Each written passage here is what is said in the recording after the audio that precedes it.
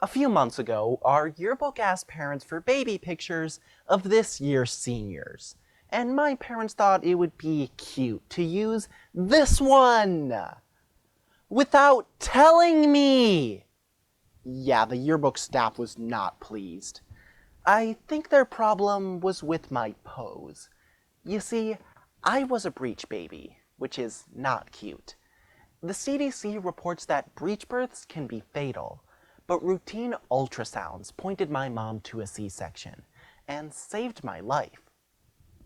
Ultrasound sounds far above the frequencies that humans can hear. When we think of ultrasound, we think of imaging, but we tend to overlook that these images are created by sound. Today, 150 years after its inception, ultrasound is returning to its sonic roots, revolutionizing not just how well we see, but how well we hear. Ken Pullman, writing for Sound and Vision, describes making audible sound from ultrasound as unquestionably awesome and tremendously useful, like the electric light and internal combustion engine. So, let's put the sound back into ultrasound. First, we'll listen in on the evolution of this technology. Then, eavesdrop on its vital role in improving how we hear, before finally turning up the volume on its implications for everyone in our increasingly noisy society. Long before humans had conceived of hidden sound waves, ultrasound was being used by animals, such as bats.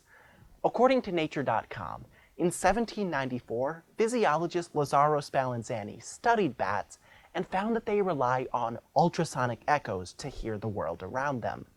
A century later, humans learned to mimic this ability when physicists Jacques and Pierre Curie discovered that when they zapped certain crystals with electricity, they emitted ultrasound, just like bats. This worked in reverse, too. When the waves bounced back to the crystals, they generated an electric signal. This allowed humans to both emit and detect ultrasound without needing to hang upside down in a cave.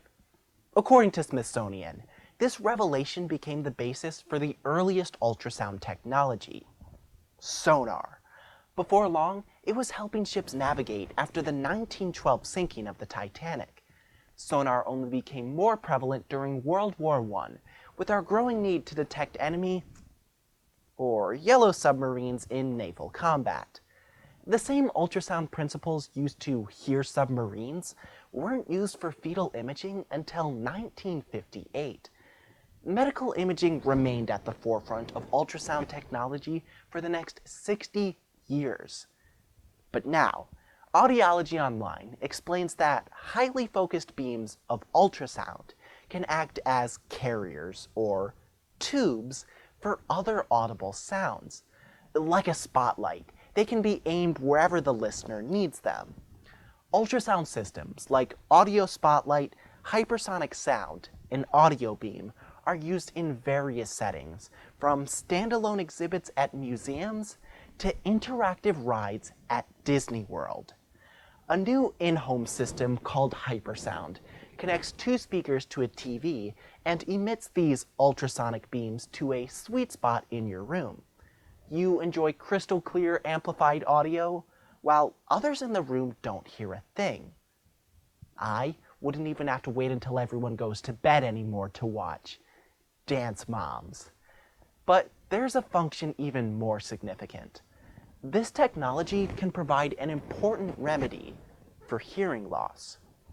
You see, Hypersound lets the hard of hearing customize their speakers to a comfortable volume, one that won't irritate those around them. That's a problem with traditional hearing aids. They amplify everything.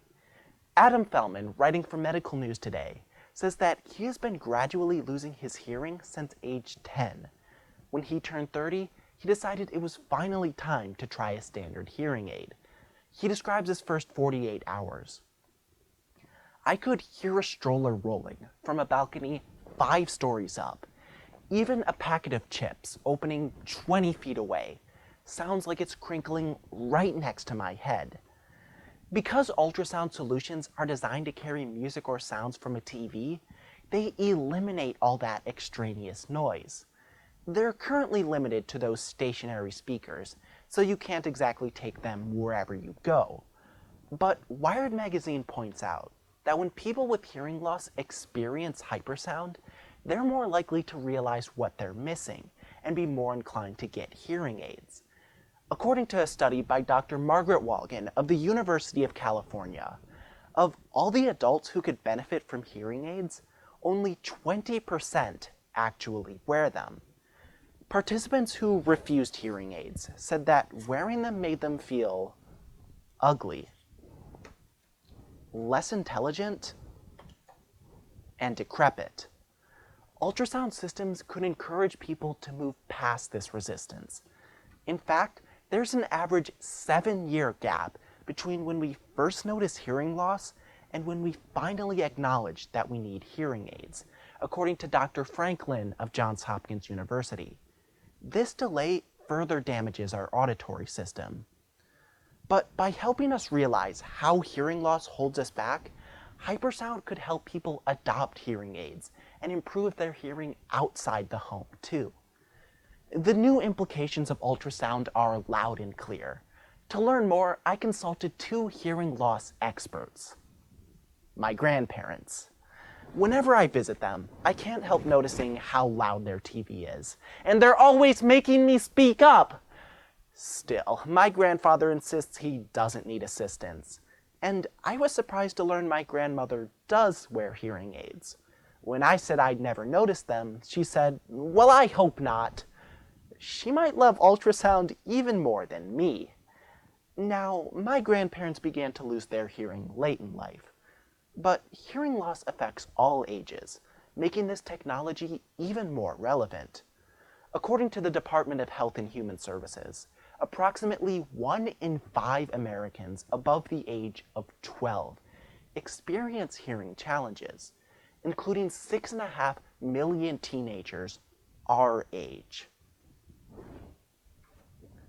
Stephanie, for instance, received her first pair of hearing aids when she was just 13. They were uncomfortable, she said, and the girls at school made fun of me. So I put them back in their box, never to be taken out again.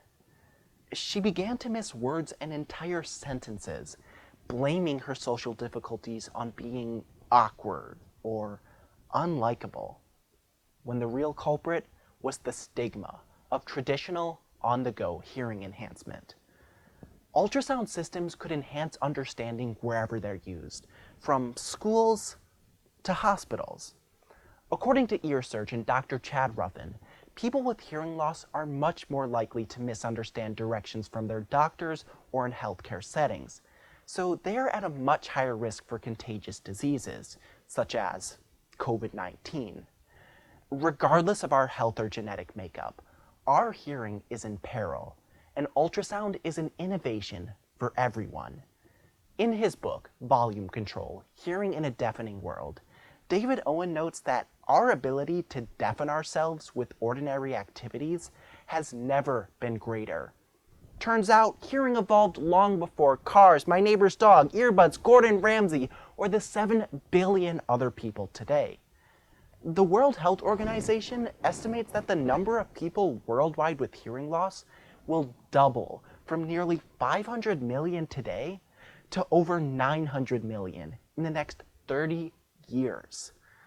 But inventions like hypersound, using the same ultrasound technology that allowed me to safely enter the world, could help older generations like my grandparents and the millions of young people like Stephanie to enjoy the sounds around them once again. All this from a force we can barely even tell is there. This is the power of the sound of silence. So the yearbook staff informed me that they weren't going to use my fetal sonogram. They said it doesn't look anything like me. It's not nearly as cute. But let's not forget that it's what made it possible for me to be here today. We've explored the history of ultrasound, its applications for the hard of hearing, and the implications it has for all generations. Ultrasound shows us that just because a sound is silent doesn't mean it goes unheard.